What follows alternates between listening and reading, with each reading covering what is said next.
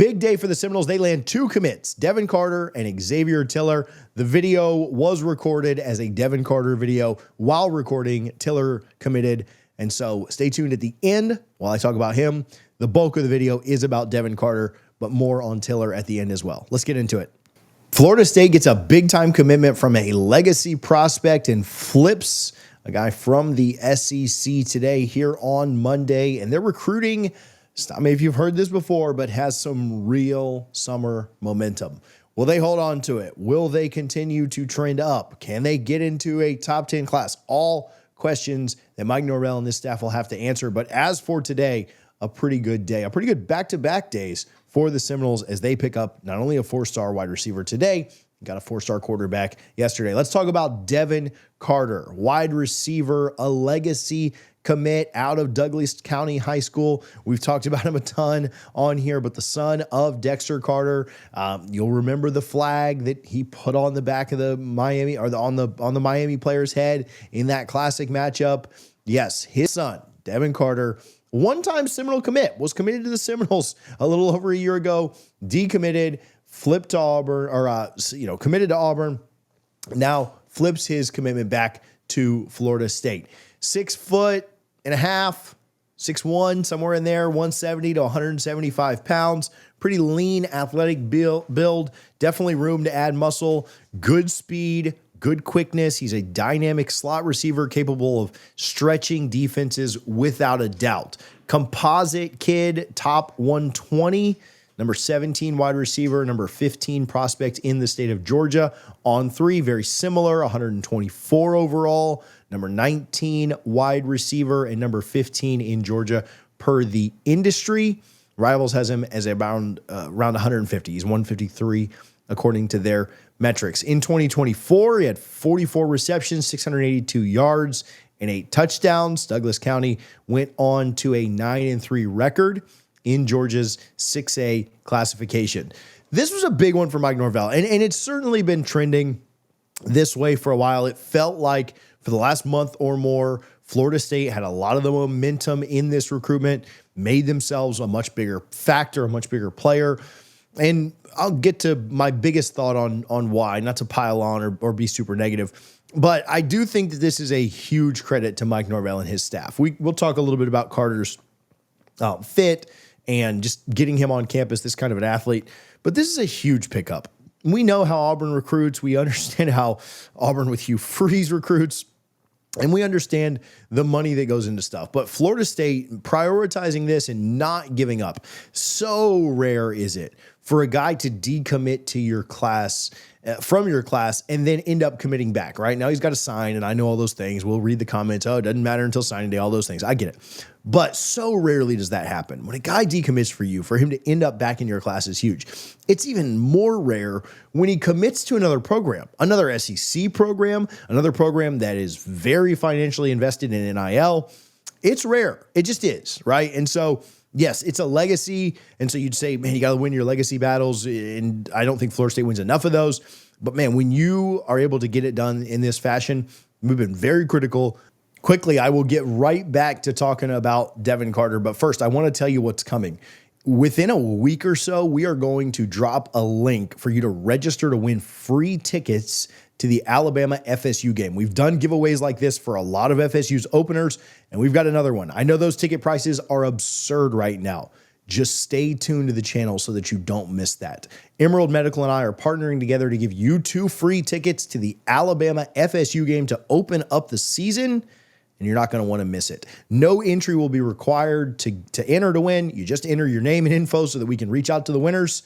And if you want to double your chances to win, go get a free consultation with my buddy Chris over at Emerald Medical. No charge there, no strings attached. If you're interested in maybe hormone replacement therapy or just you have general healthcare questions, go get a free consultation. We'll double your chances to win, and you may be going to the Alabama FSU game for free. All right, back to the video. Of a lot of things that have happened with this program, especially in the recruiting realm, when they do good things, we're going to praise it. And this was a big, big, big pickup for the Seminoles to get Devin Carter back into this class. I think one of the bigger things that was an impact here is Florida State making a switch at the wide receiver coach. I think development is very important. It's way more important than being a legacy recruit or anything like that. I think guys want to go where they know they're going to be developed. And I don't mean to pile on old coaches or pile on guys that are no longer around. I appreciate what Seminole legends have done for us in the past, but man, if I had to say that this may boil down to just one thing, I think making a switch at the wide receiver coach was huge in this recruitment.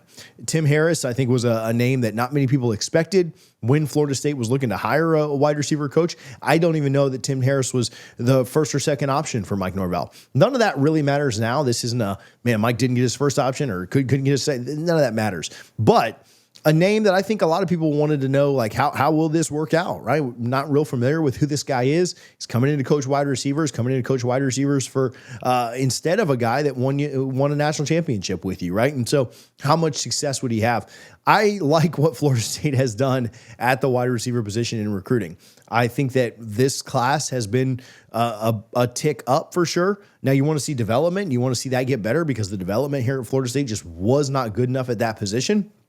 But I think making the switch there, Mike Norvell kind of having the gumption to go out and make changes to the staff, which he did in a massive way, I think that has certainly paid you off here at the wide receiver position and specifically with Devin Carter's recruitment. On Carter, a little bit more specifically, his ability to make contested catches and gain yards after the catch certainly stands out. Watching his film shows you that he makes quick cuts and he's got very reliable hands even in traffic. Carter is a dual sport athlete with a verified speed of 10.8 in the 100-meter dash. He's got really good agility and burst that make him a natural fit for that slot where he can certainly exploit mismatches. Obviously, we've talked about his dad, Dexter Carter, being a star running back for Florida State in the late 80s, also a NFL draft pick in 1990. Shout out the 1990 kids out there like I am, giving away my age to an audience that is somewhat older than I am, so don't hold that against me. But the legacy element to this commitment is huge. Held over 30 offers from every major school that you can think of.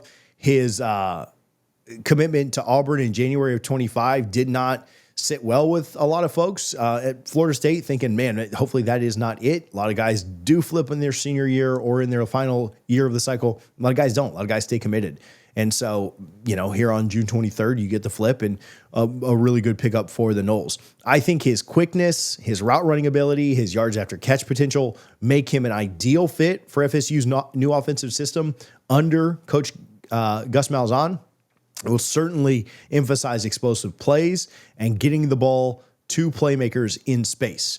Malzahn's plan to use Carter everywhere in the offense aligns with his versatility as a slot wide receiver who can also line up on the outside.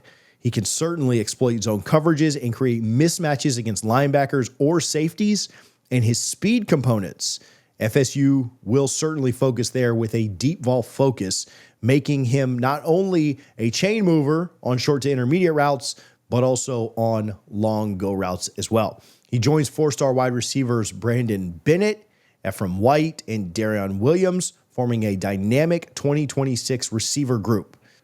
With the commitment, which now ranks this class 12th, Florida State rises in the rankings again. And if you would have told me that right now in June, they would have the 12th ranked class coming off of a 2-10 season, I'd have told you that I thought that was pretty dang good. The concerns I have with this class still exist. I'm still very intent on seeing what they're able to do in the trenches. But as far as defensive back, as far as wide receiver, quarterback, you've gotten that taken care of. I think they're trending positively for some other positions. I do think they're recruiting a little bit better right now than I think I even expected. If you'd have told me coming off of 2-10 that, man, they've got the 20th ranked class in June, I don't think that would have shocked me, and I don't think that would have been terrible. Now, there's a long way to go till signing day, and there are some powers behind FSU that are going to rise. Oregon's behind them. Alabama's behind them. There are other programs. I think LSU's just behind them and looking at it. And so there are some programs that may pass FSU. There's no doubt about it. But there's some programs that Florida State will probably pass too. Illinois is ahead of FSU. UCLA is ahead of FSU. And so I think that unless Florida State, the wheels come off on the season or on the recruiting trail, which they have in the past, don't get me wrong, I think Florida State's sitting pretty comfortably at or around that top 15 ranking, which to me is the bare minimum. I think Florida State should be recruiting in the top 10 every year. Yes, you can't be worse than 15, right? And so I do think that, again, unless the wheels fall off in one way or the other, they will probably land with a top 15 class, and they have a chance to push that up closer to 12. I think 10 might be a bit of a stretch unless you really have things break your way and you really invest in the recruiting class. But I do think at this moment, they're doing a really good job with that. Obviously, we had the commitment yesterday from 4-star quarterback Jaden O'Neal, no longer with Oklahoma, but now with Florida State. And basically have 2 SEC flips in a matter of just over 24 hours, just under 24 hours. I think that's a big deal too. I think being able to go out and get what you need off of other commit lists is big. Obviously, circumstances going into both of those, Oklahoma going in a little bit of a different direction with their replacement, and then obviously Carter coming in as a legacy.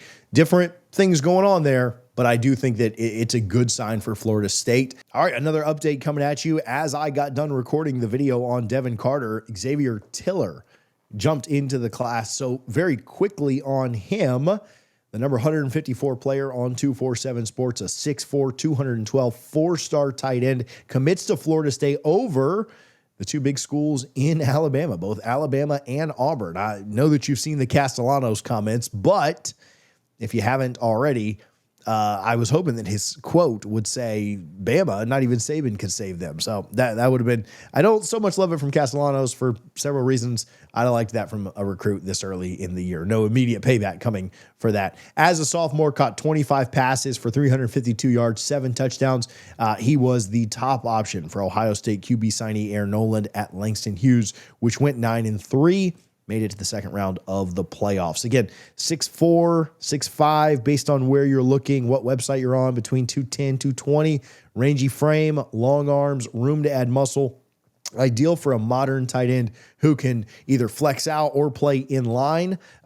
His length and athleticism make him a matchup nightmare. He's capable of playing as a big slot receiver or just for a traditional tight end. His background in basketball certainly enhances his ability to high point passes and win contested catches. He, again, projects as either a flex tight end who can line up in the slot, out wide, or in line, kind of creating matchup problems for linebackers and or safeties, much like Carter in a very different way.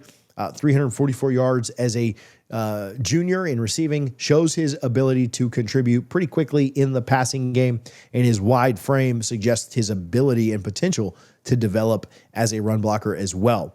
He joins the 4 wide receivers that we mentioned earlier and it really adds a different dimension to a potential passing attack under Mike Norvell and Gus Malzahn as the years go along.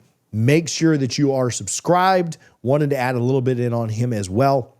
Our very next video, again, will be on Jaden O'Neal, who Florida State got yesterday. Their class, if you noticed, I kind of paused on the class ranking a bit. It updated while I was doing the recording. He committed while I was doing the recording for Carter, and that's why the numbers were off when I looked at it the first time. So ranking up to 12th, I like the way they're recruiting in a lot of positions. Chris Thompson deserves a lot of credit. A really good job here by Florida State to get this done. And I mean, good last 24 hours or so of recruiting for sure. Got to hold on to him. Got to keep him. I know all that, but a good job by Mike Norvell and his staff here. Make sure you're subscribed. That Jaden O'Neal video will be the next one to drop. You do not want to miss it. Again, stay tuned. We're giving away tickets to the Bama FSU game. That should happen within the week. You do not want to miss that. Don't miss. You need to watch the videos, even if you're just skimming, to see when that giveaway happens. Make sure you're following on social media. I'll post it there as well. Appreciate you guys, as always, for tuning in to Double Fries No Slaw.